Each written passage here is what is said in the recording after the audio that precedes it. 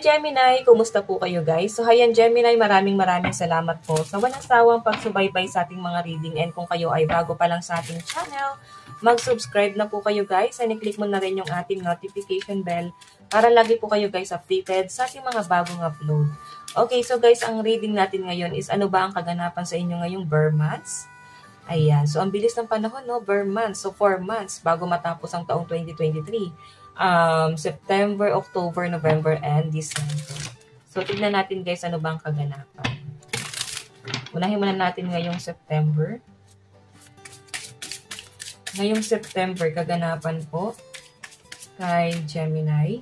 Meron tayong Emily Bronte. Bronte ata basa dun kasi may tuldok-tuldok dun. So, fantasy. Okay.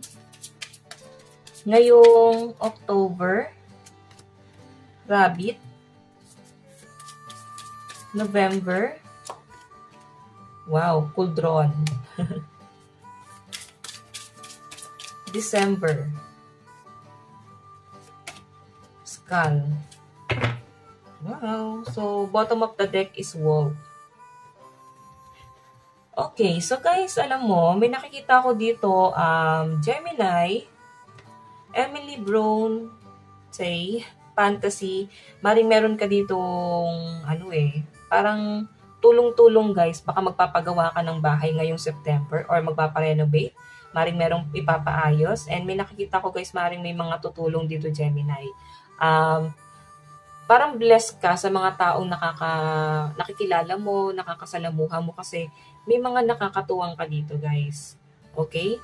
So, fantasy maring ito guys ay matagal mong pinlano. Siguro magpapagawa ka muna ng blueprint or pwedeng ipapaplano mo na talaga siya. Iba sa inyo guys talagang mag-iipon para dito sa dream house mo, no? So, tignan natin guys. Okay, patungkol dito guys sa business eh. Meron tayong 5 of Swords. So, tignan mo naman. Maaring may business ka na nalugi. Nakikita ko na parang mag-isa ka ditong bumabangon ngayon. So, ngayong September, maaaring bubuksan mo or sisimulan mo ulit to, no? Parang hindi ka sumusuko dun sa sa pagiging business-minded mo, no, Gemini? Ayan. Tignan pa natin, guys. May nakikita rin ako, guys, na parang kahit na ang dami mong disappointment dito, hindi ka nauubusan ng ideya, hindi ka nauubusan ng mga realization kung bakit kailangan mo siyang simulan. Kung bakit kailangan ipagpatuloy mo to, no? Kahit na parang ang dami ng sumusuko, pero ikaw nandun ka pa rin. Hindi mo sinusukuan tong bagay na to. Tignan natin kaganapan sa'yo ngayong September. Meron tayong, ayan. So, iba sa inyo guys, talagang, alam mo yun, may mga betrayal, maaaring may mga ilang beses kang na-scam, nautakan, may deceit, deceit, thief, scammer, cheating. So, ilang beses kang nadaya, nautakan, na-scam, naloko, ilang beses kang nagtiwala, no? Sa pinapakita sa akin dito, guys. So, ngayon, magkakaroon ka ng realization dito na kailangan mo siya ulit gawin, no? Parang, kahit na nagkaroon ng mga betrayal dito, guys. Ayan. So, guys, ito naman, guys, hindi lang siya, guys, patungkol sa business, maaaring ito ay patungkol din sa relationship. Maaaring ilang beses guys nagkaroon ng struggle sa inyo ng person mo. Pwede nagkaroon guys ng betrayal. Oo. I think nag-cheat tong person mo before. And ikaw maaaring naninindigan ka, pinaglalaban mo pa rin tong relationship nyo. Or maaaring hindi ka aware na may cheating na nangyari. So maaaring malalaman mo siya ngayong September. So meron tayong collaboration. So, ang cute talaga ng energy kasi, ayan, no, planning. Hindi ka nauubusan ng mga plano ngayong September, no. Marami kang may isip na mga idea, new ideas, gusto mong simulan, and ang nakakatuwa lang dito, guys, may mga tao kang nakakasalamuha or nakakasama rito na tutulong sa inyo. Collaboration, eh. Okay, so tignan natin, guys, ngayon namang October. Kaganapan sa'yo ngayong October. Kaganapan sa'yo ngayong October. So, tingnan natin, guys. Meron tayong Explorer of Wands, So, ngayong October guys, nakakita ko na parang mag-explore ka. Maring may travel ka or may mga bagay kang gustong simulan. Like, yung magiging adventurous ka eh. I think yung mga bagay na dati mong kinakatakutan, sisimulan mo na siya ngayong October, no? Parang bungee jumping, mga ganon. Or magiging ano ka, nahihilig ka sa mga ganon. Yung mga challenging na bagay, okay? Yung mga bagay na kinakatakutan mo noon.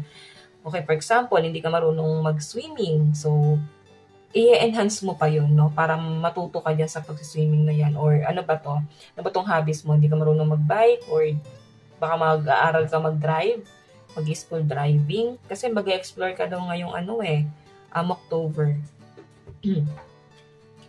Okay, marami kang inaaral dito, oh. So, tignan natin guys, meron tayong moving from trauma, transition, better days coming. Okay, relief. So, maaring may mga disappointment ka ngayong October, parang feeling mo nahihirapan ka na, nabibigatan ka na pagdating sa pamilya, or maaring meron pa rin kayo guys, hindi makalimutang trauma ng family mo. So, parang kailangan nyo na mag-move forward.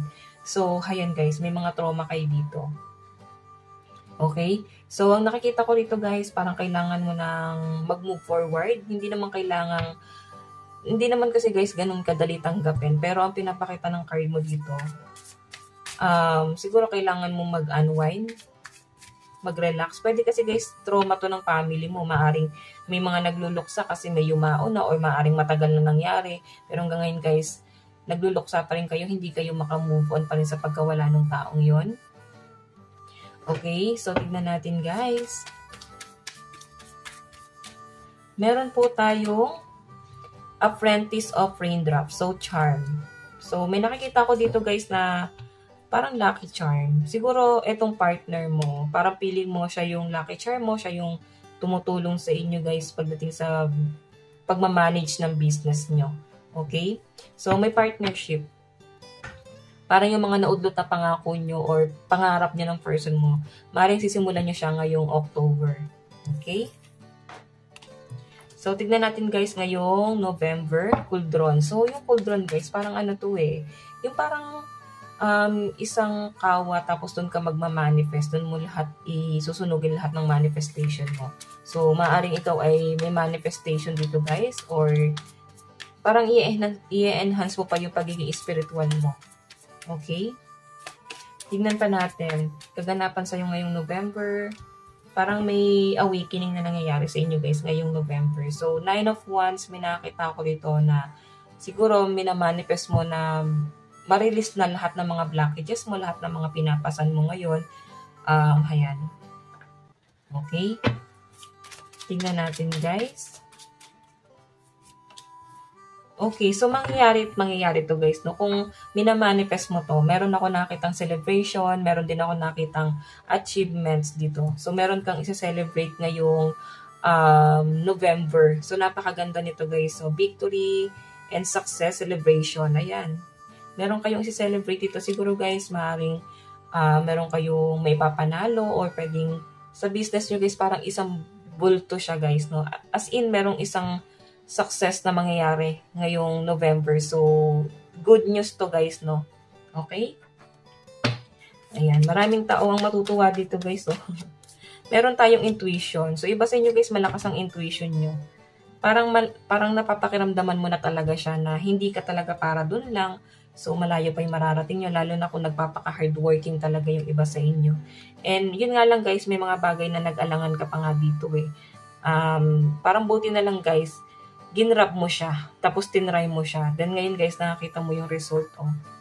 Okay, so tingnan pa natin guys ngayong December, kaganapan sa'yo. So, alam nyo guys, yung skull, I think, yung iba sa inyo guys, magiging conscious kayo pagdating sa inyong health. Maring iba dito guys, magda-diet or magbabawas talaga kayo ng timbang. Ayan no, skull So, hinay-hinay lang guys sa pagda-diet, no? Baka naman maging bungo talaga kayo. Yung sakto lang guys, no? Tamang healthy lifestyle lang.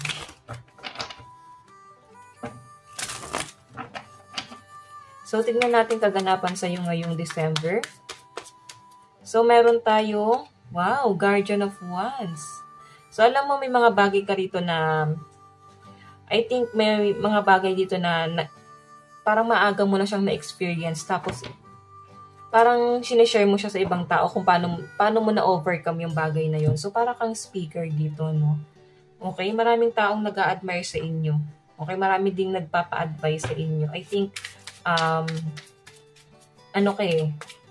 parang magaling kang mag-advise. Good advisor ka, ganyan. So, tingnan pa natin, meron po tayong High Priestess. So, intuitive, subconscious, inner voice, third eye. So, iba sa inyo guys, may awakening talaga. I think, na-open ang third eye ng iba sa inyo guys. Oo. May calling. Maaring i-enhance mo pa to, no? Gemini. Nung una kasi guys, parang iniisip mo na baka hindi, baka malikmata lang. Kung may mga nakikita ka rito, no? Namamalikmata ka lang, ganyan. Pero, I think, totoo na to guys. Okay? Hindi lang siya malikmata or may mga bagay na parang boses na parang feeling mo may tumawag sa'yo. Okay? So, yung mga tumatawag sa atin na yan, guys, yun yung mga guidance tuloy, yung mga guardian natin. Okay? Yung mga spirit gabay natin. Tignan pa natin, guys, meron tayong take the leap. Ayan. So, hindi mo pa talaga tinatanggap tong, awakening mo, no? Yung calling sa'yo. Siguro, hindi mo pa talaga alam kung paano siya i-enhance or pwedeng aaralin mo siya ngayong December, no? Maaaring manghihingi ka ng advice din sa ibang tao. Ayan. So, tignan natin guys, ang inyong advice ngayon bago matapos ang taong 2023. Advice po. So, meron po tayong repression. And meron tayong submission. Meron din po tayong it's not me. So, I think may mga bagay ka talagang hindi pa kayang tanggapin. So, relax ka lang. Hindi mo kailangan i-pressure yung sarili mo, no? So, hayan. Gemini, ito lang naman po ang inyong mensahe ngayong Bear months, no? Bear months, no? September, October, November, December. So, ayan, Gemini, ito lang po ang inyong mensahe. Hanggang sa muli. God bless and love you all. Thank you.